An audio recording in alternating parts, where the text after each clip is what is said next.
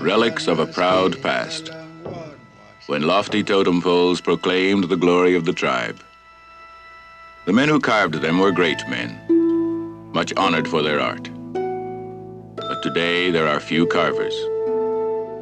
This boy may be one of the last. They work only in argillite now, not wood. From this soft, dark slate, they make small, fine carvings, with designs based on the big totems of old. The argillite can be found in only one place, Slate Chuck Mountain. For this carver, it means a trip of 100 miles from home, in the Queen Charlotte Islands of Canada's Pacific coast. He takes only a small amount of slate. No point in taking more, for it hardens quickly when exposed to the air. Almost a century ago, his great-grandfather made the same trip for the same slate. But those were the great days of the Haida Carvers. Now, the mountain has few visitors.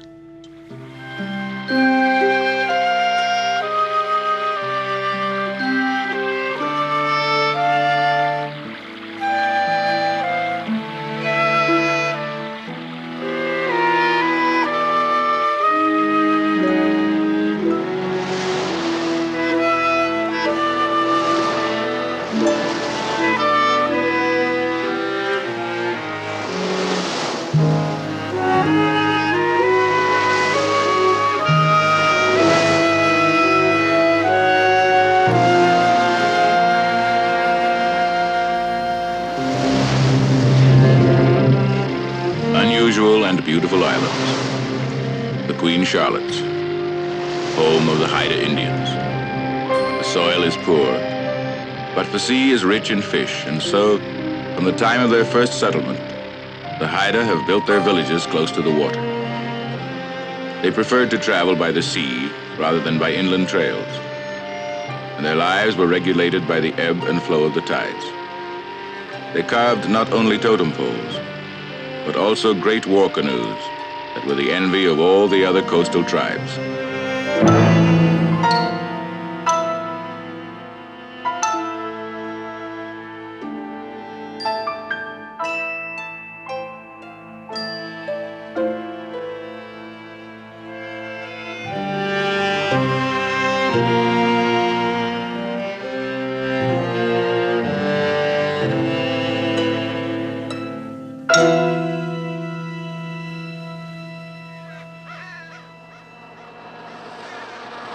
The young carver's home is at Masset, a small community at the north of the islands.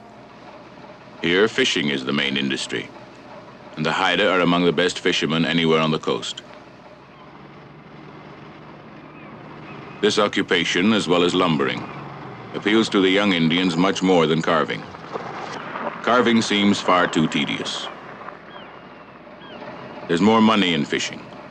And besides, carving reminds the young Haida of an outmoded attitude toward the Indian, in which the white man regarded him simply as a colorful native, a maker of curios. The new generation wants, above all, a modern way of life.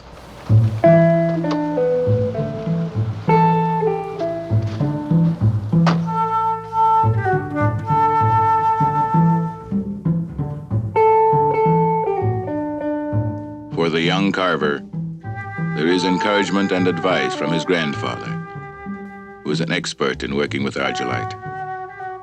The old man is very much attached to the traditions of the Haida and their old way of life. So it is important to him that the boy learn to be a good carver.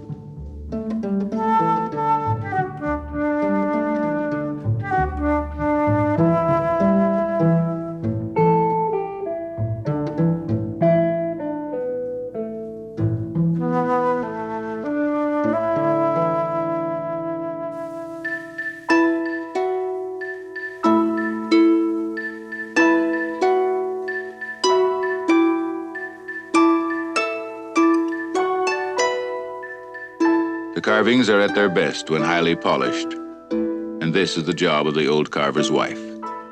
It's painstaking work, but it's profitable, for the pieces bring good prices from collectors in the city.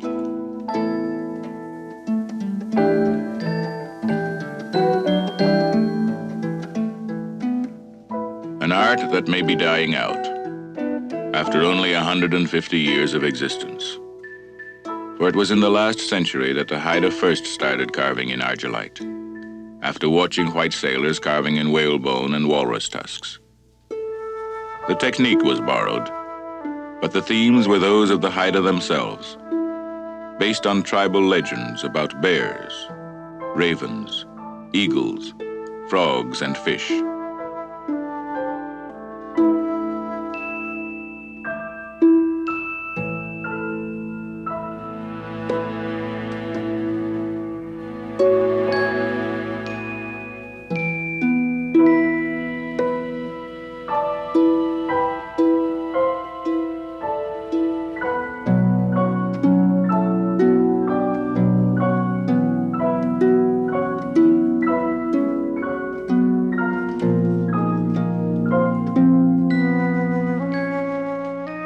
How long will he continue as a carver?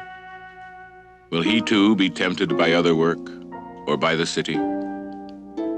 If he leaves the islands, the Haida will lose one of their most promising carvers, for some of his works are striking examples of the art.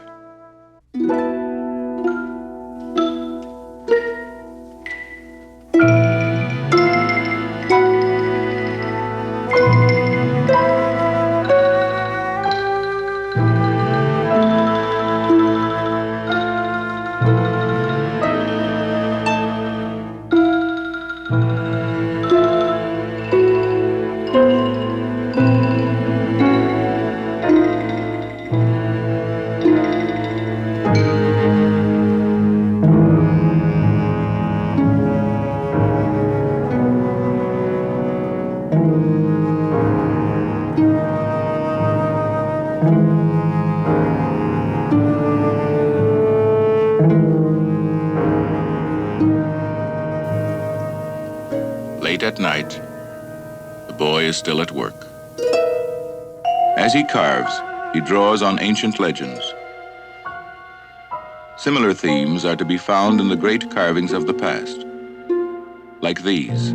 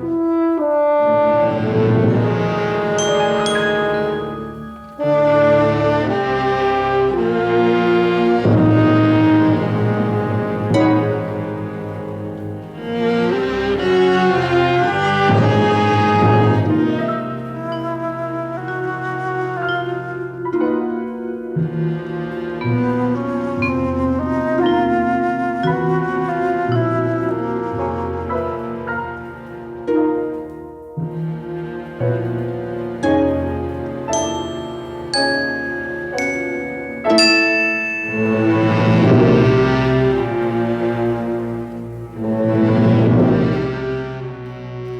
in slate by the Haida, so finely executed that they have merited a place of honor in many of the world's museums.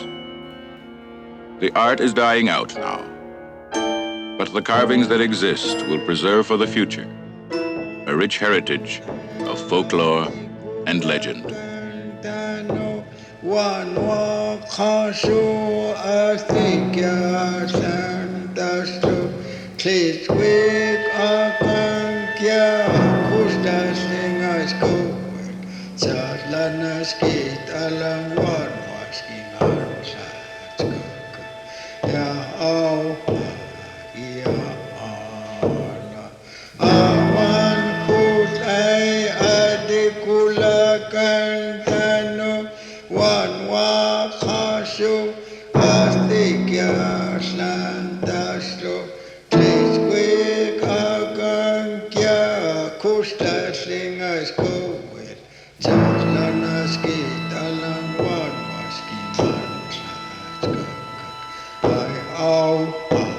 Yeah.